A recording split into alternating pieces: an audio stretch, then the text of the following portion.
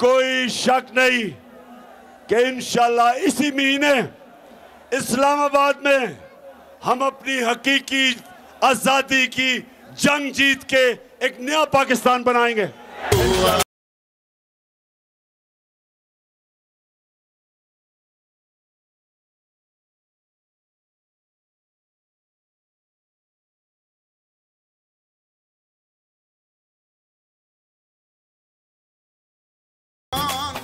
अपनी सारी गुजरावाला की टीम आपको आज खराज तहसीन पेश करता हूं। सब ने बड़ा काम किया, अपने काफले लेके आए। अभी से तैयारी कर लो इस्लामाबाद की। आपको टिकट मिलेंगे तब जब मैं आपकी सारों की हकीकी आजादी मार्च के परफॉर्मेंस देखूंगा, फिर इंशाल्लाह आपको टिकट दूंगा। और गुजरावाला नौजवानों,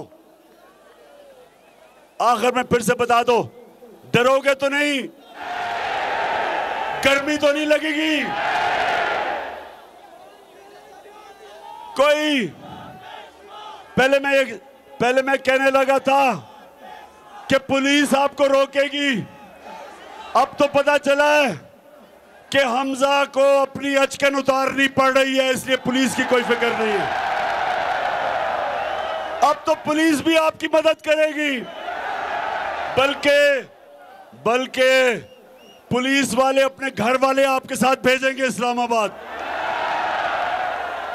पुलिस वाले नहीं भेजेंगे, जो सरकारी नौकर है उनके भी घर वाले आ रहे हैं हमारे साथ। और मुझे